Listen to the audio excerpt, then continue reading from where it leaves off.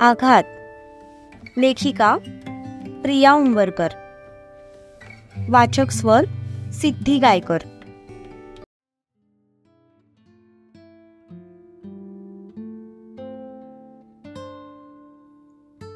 इकडे सूर्याने राधाला भेटायला बोलवलं, कारण आता हे टेन्शन त्याला सहन होत नव्हतं. कधी एकदा तिच्याशी बोलून मन मोकळं करतोय असं त्याला झालं होतं.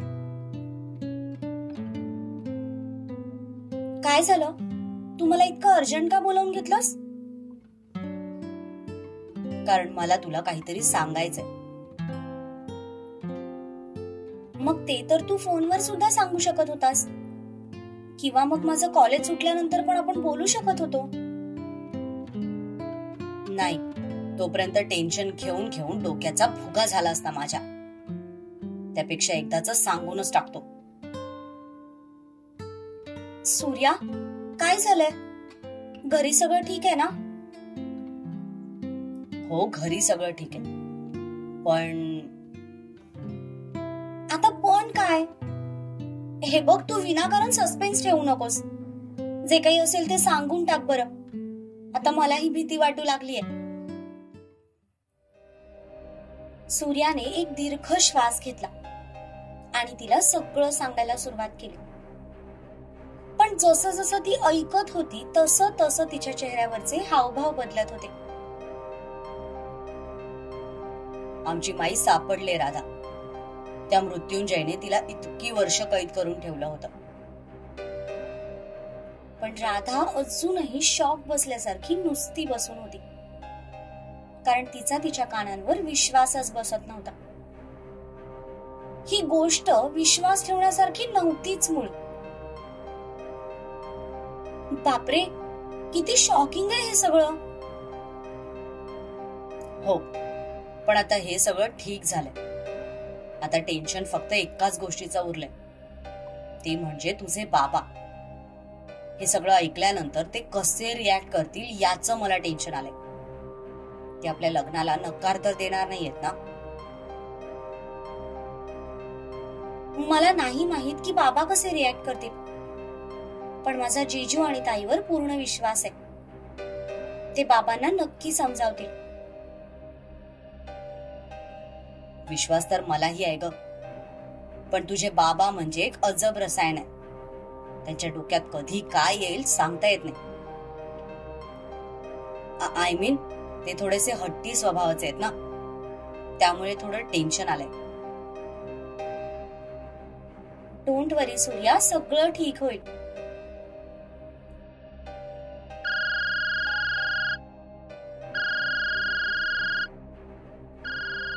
एक मिनिट. हा शिवादा, बोल. बावा, तू लाग आता लग्नाच्या तयारीला.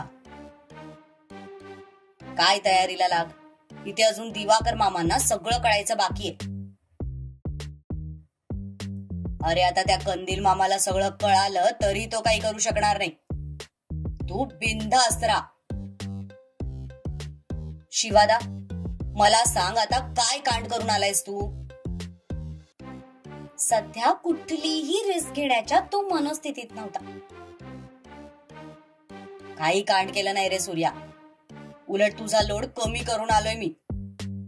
मी मामाकडून प्रॉमिस घेतलंय की काहीही झालं तरी तो या लग्नापासून बॅकआउट करणार नाही.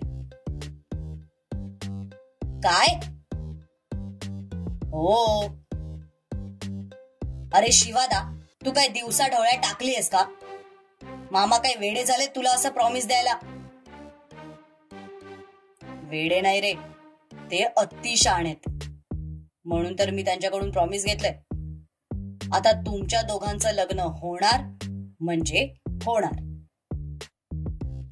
शिवादा, आणि नाहीच म्हणाले ते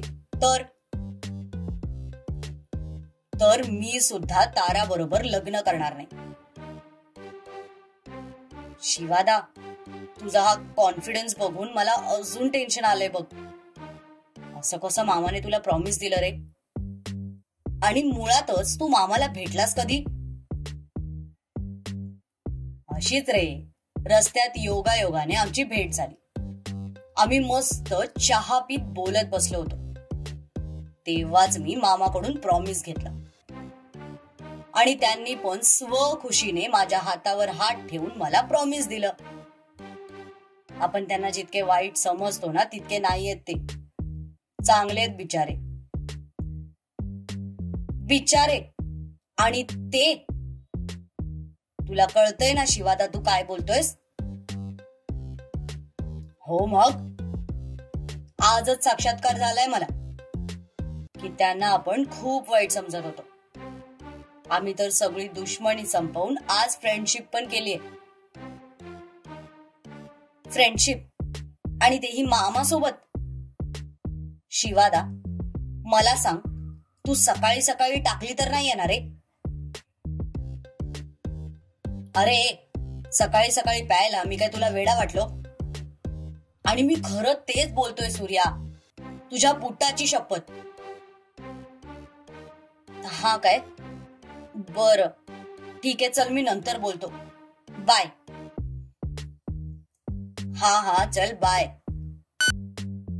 असं म्हणत शिवाने फोन कट केला. पण त्याला मध्येच काहीतरी आठवलं. तसं त्याने फोन मधला मामाचा नंबर एडिट केला आणि माय बेस्ट फ्रेंड या नावाने सेव्ह केला. काय म्हणाले शिवा दादा? तो म्हणत होता की त्याने तुझ्या बाबांसोबत मैत्री केली आणि सासरे बुवांनी त्याला प्रॉमिस केलंय की काही झालं तरी आपल्या दोघांचं लग्न होणार म्हणजे होणार. काय? अरे पण त्यांना शिवादादा थोडे सुद्धा आवडत नाहीत आणि त्यांनी शिवादादा सोबत मैत्री केली आहे? शक्यच नाही. विश्वास तर माझा पण बसत नाहीये ग. पण तो जितक्या ठामपणे बोललाय ना त्यावरून मला नक्कीच काहीतरी गौडबंगाल वाटतंय. बरं ते जाऊ दे, आता मला कॉलेजला निघावं लागेल. पुढचे लेक्चर्स मी मिस करू शकत नाही. ठीक आहे चालेल. असं म्हणत त्याने तिला हग केला. मग त्याचा निरोप घेऊन ती निघून गेली.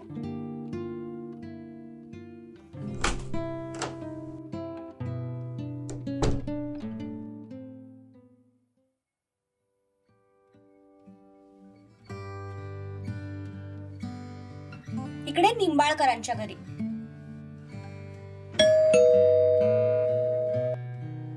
दारावरची बेल वाजली तसं रत्नाने गॅस बंद केला आणि जाऊन दरवाजा उघडला.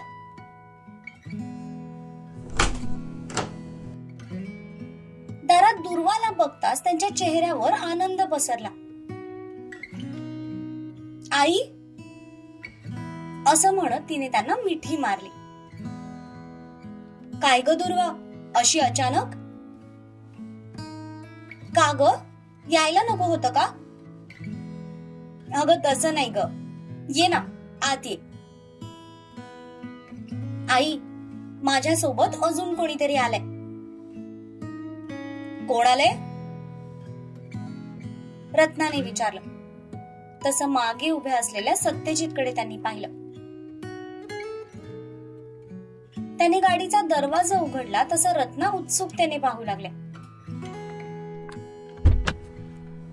सत्यजितने हात पुढे केला तसं माईने त्यांच्या हातात हात दिला आणि साडी सावरत त्या खाली उतरल्या.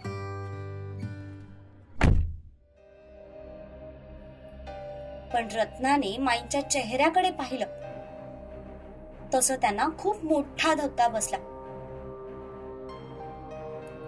कारण त्यांनी फोटोमध्ये अनेक वेळा माईला पाहिलं होतं आणि मेलेल्या व्यक्तीला समोर बघून त्यांना धक्का हा बसणारच होता. जानकीताई? हो आई, आमच्या माई जिवंत आहेत. रत्ना कोण आले ग? दिवाकर बाहेर आले. पण बाहेर येताच त्यांचं लक्ष दुर्वा, सत्यजित आणि सत्यजित सोबत असलेल्या माईकडे गेलं. माईला बघताच त्यांना सुद्धा आश्चर्याचा खूप मोठा धक्का बसला. नमस्कार, मी जानकी गंगाधर पाटील, सत्यजितची आई. माई दोघांसमोर हात जोडत म्हणाले. पण ते दोघे मात्र अजूनही भूत बघितल्यासारखं त्यांच्या तोंडाकडे बघत होते. आई, आय नो तुमच्या दोघांच्या मनात खूप सारे प्रश्न असतील, पण आपण आज जाऊन बोलूया का? हो, या ना, आत या. रत्ना बाजूला होत म्हणाल्या. तसे ते तिघेही आत गेले. ते आत जाताच रत्ना आणि दिवाकर गोंधळलेल्या चेहऱ्याने एकमेकांच्या तोंडाकडे बघू लागले. दोघांनाही याबद्दल काहीही कल्पना नव्हती. रत्नाने सगळ्यांना पाणी दिलं. तुम्ही प्लीज बसा ना, जानकी म्हणाले. आय नो तुमच्या मनात सध्या खूप प्रश्न असतील आणि त्या सगळ्या प्रश्नांची उत्तरं देण्यासाठीच आज आम्ही इथे आलोय. सत्यजितने एक दीर्घ श्वास घेतला आणि बोलायला सुरुवात केली. सर्वजण शांततेत त्याचं बोलणं ऐकत होते. पण जसं जसं तो सांगत होता तसं तसं दिवाकर आणि रत्ना दोघांच्याही चेहऱ्यावरचे एक्सप्रेशन्स बदलत होते. सुरुवातीला आश्चर्य, नंतर काळजी, नंतर भीती असे मिश्र हावभाव त्यांच्या चेहऱ्यावर दिसत होते.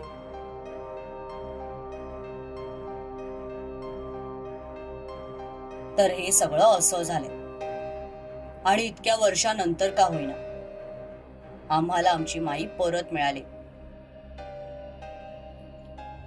सगळं सांगून सत्यजितने श्वास मोकळा सोडला आणि त्या दोघांकडे पाहिलं तर दोघेही सुन्न चेहऱ्याने नुसतेच बसून होते. तुमच्या मनाची अवस्था मी समजू शकतो. तुम्हाला तुमच्या दोन्ही मुलींची काळजी वाटणं अगदी साहजिक आहे. पण आमच्या घरावर आलेलं हे संकट आता पूर्णपणे टळलंय. आता काळजी करण्यासारखं काहीच नाही. हे संकट तर टळलं, पण पुढे येणाऱ्या संकटांचं काय? सासरे बुवा, तुम्हाला जे काही बोलायचं असेल ते स्पष्टपणे बोला. घुमून फिरून बोलू नका. ठीक आहे, मग जरा स्पष्टच बोलतो. तुमच्या घराण्याचा आजवरचा इतिहास बघता तुमच्या घरातील सुनांना भरपूर काही सहन करावं लागलं, तेही त्यांची काही चूक नसताना. दिवाकर रावांनी सत्यजितवर नजर रोखली, पण त्यांच्या बोलण्याचा अर्थ कळताच सत्यजितने नजर बाजूला केली. कारण दुर्वासोबत जे काही झालं त्याला थोडं का होईना तोच जबाबदार आहे, हे सत्य तो नाकारू शकत नव्हता. भलेही आज हे संकट टळलं असेल तरी पुढे अशी संकट येणार नाहीत हे कशावरून? एक बाप म्हणून मला माझ्या मुलींची काळजी वाटणं साहजिक नाही का?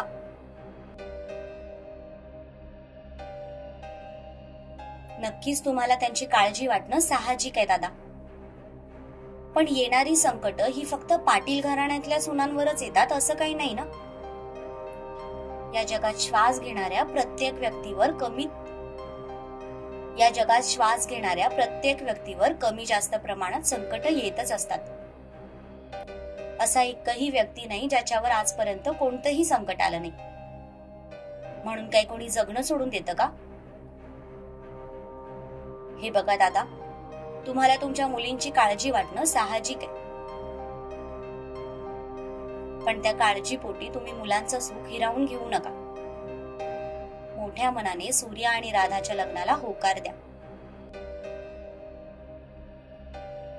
जानकीच्या बोलण्यावर दिवाकर रावांनी रत्नाकडे पाहिलं. रत्नाने पण त्यांना नजरेनेच इशारा केला. राधाच्या नजरेत असलेलं सूर्याप्रतीचं प्रेम त्यांनी पाहिलं होतं आणि जर हे लग्न झालं नाही तर ती आतून तुटून जाईल याची त्यांना कल्पना होती. त्यामुळे मुलीच्या सुखासाठी का होईना त्यांनी मनातली काळजी मनातच दडवून ठेवायचं ठरवलं. दुसरीकडे राधा आणि सूर्याचं लग्न हा शब्द ऐकून दिवाकर रावांना सकाळचा प्रसंग आठवला. आणि शिवाला केलेलं प्रॉमिस सुद्धा आठवलं. आपण जर या लग्नाला नकार दिला तर आपले पोस्टर कोल्हापूरमध्ये छापले जातील. या साध्या विचाराने सुद्धा त्यांचा घसा कोरडा पडला होता. तसं तर त्यांनी प्रॉमिस केलं नसतं, तरीही हे लग्न होणारच होतं. पण शिवाची ती धमकी काही केल्या त्यांच्या डोक्यातून जायलाच तयार नव्हती.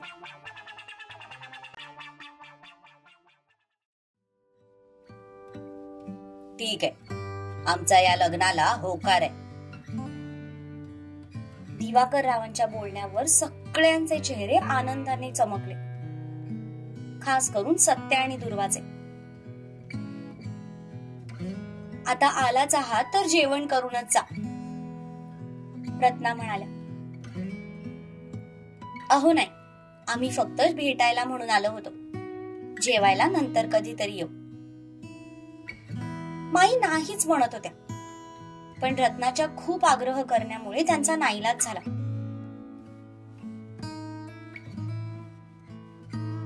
जेवण वगैरे करून झाल्यानंतर रत्नाने विहीनबाईंचं योग्य ते आदरातिथ्य केलं.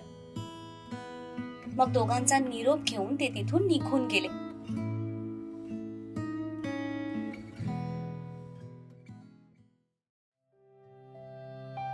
आता पाटलांवरचं सगळं टेन्शन संपलं होतं. आता सगळ्यांना वेध लागले होते ते राधा सूर्या आणि शिव ताराच्या लग्नाचे. सत्याने मामा तयार झाल्याची न्यूज सूर्याला मेसेज करून कळवली. तो मेसेज वाचून तर सूर्याने आनंदाच्या भरात एक उडीच मारली. सूर्याने लगेच राधाला मेसेज करून सांगितलं. क्लास संपल्यानंतर तिने तो मेसेज पाहिला आणि तिलाही भयंकर आनंद झाला. याच आनंदाच्या भरात सूर्याने शिवाला कॉल केला.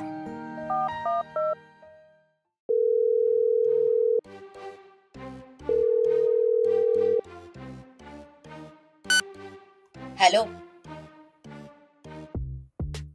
अरे शिवादा, मामा आमच्या लग्नाला तयार झाला. आय जस्ट कांट बिलीव्ह की कुठलाही ड्रामा न करता ते आमच्या लग्नाला तयार झाले. माझा तर अजूनही विश्वास बसत नाहीये. मी बोललो होतो ना तुला सूर्या, मामा लग्नाला तयार होणार म्हणजे होणार. हो रे शिवादा, पण भाई म्हणाला की ते खूप सहजासहजी तयार झालेत. आणि मला तर खरंच वाटत नाहीये की ते एवढ्या सहजासहजी तयार झाले, कारण जे काही झालं ते सगळं खूप कॉम्प्लिकेटेड होतं. आणि हे सगळं ऐकल्यावर मामा थोडा का होईना ड्रामा करणार याची मला खात्री होती. पण तसं काहीच झालं नाही रे. हे ना एखाद्या चमत्कारापेक्षा कमी नाहीये. सूर्या, आता असे खूप सारे चमत्कार होणार आहेत, बघच तू. बरं ऐक ना शिवादा, मला ना राधाचा कॉल येतोय. मी तुला नंतर कॉल करतो. Okay, enjoy, bye. असं म्हणत शिवाने फोन ठेवून दिला आणि लगेच दिवाकर मामाला कॉल लावला. स्क्रीनवरचं माय बेस्ट फ्रेंड हे नाव बघून त्याला खरं तर खूप हसायला येत होतं.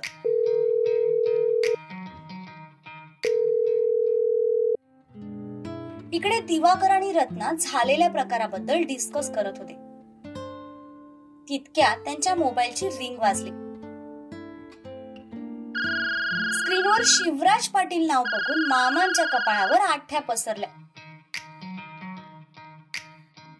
अहो बघताय काय नुसते, उचला ना फोन.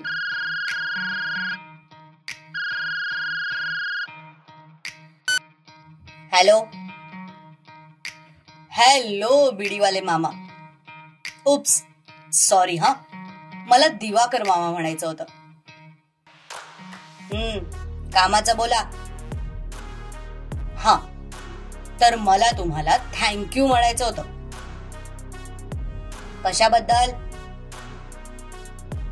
कसलाही ड्रामा न करता तुम्ही राधा आणि सूर्याच्या लग्नाला होकार दिला त्याबद्दल. आय नो, जे काही झालंय ते पचवायला तुम्हाला थोडं अवघड गेलं असणार, पण आता झालेल्या गोष्टी तर आपण बदलू शकत नाही ना. जे काही झालंय ते तुम्ही विसरून जा आणि मोकळ्या मनाने राधाचं लग्न सूर्यासोबत लावून द्या. त्यातच तुमचं आणि तुमच्या मुलीचं आणि आमच्या सूर्याचं पण भलंय.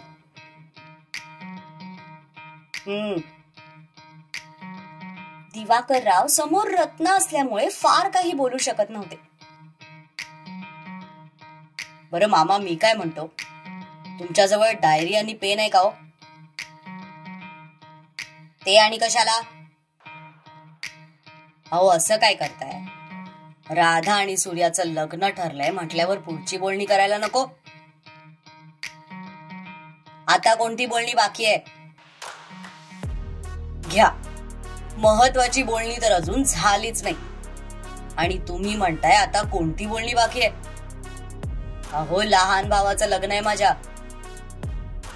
मग लग्नात त्याच्या वरदेवाचा मान मला मिळणारच ना. आता वरदेवाला काय काय हवं ते तुम्ही लिहून घ्यायला नको? काय हवंय तुम्हाला? हा, मला बघा, फार काही नको. फक्त एक 5 तोळ्याची चेन, एक मस्त 3 पीस सूट आणि ब्रँडेड शूज, एवढंच हवं.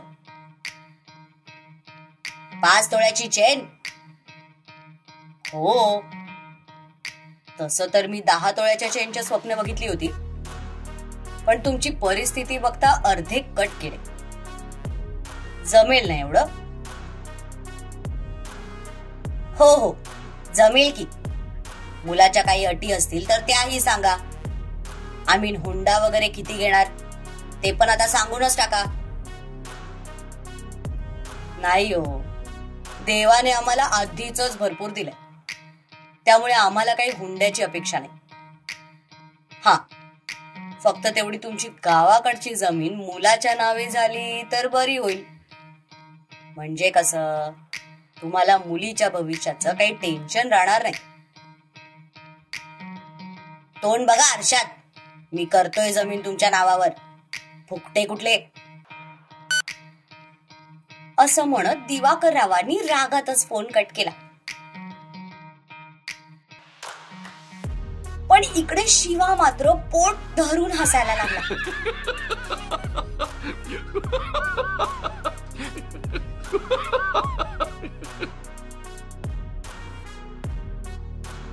काय हो, काय झालं एवढं चिडायला? काय झालंय? आज शिवराज पाटील ना डोक्यात जातो माझ्या. तर मला काय म्हणालाय माहितीये? म्हणे लग्नात वर देवाचा मान मलाय, तर त्यात मला 5 तोळ्याची चेन, 3 पीस सूट आणि ब्रँडेड शूज घेऊन द्या. एवढंच नाही तर हुंडा म्हणून गावाकडची जमीन सूर्यजीच्या नावावर करा म्हणाला. डोकं फिरलंय का माझं हे सगळं करायला? काय हो तुम्ही, अगदी लहान मुलासारखे चिडताय. तुम्हाला त्यांचा स्वभाव काही नवीन आहे का? मस्करी करत असतील ते तुमची. कुठल्या जन्मात पाप केलं होतं म्हणून असले जावई मिळाले देव जाणे. दिवाकर गुस्सातच म्हणाले आणि ताड ताड पावलं टाकत बाहेर निघून गेले.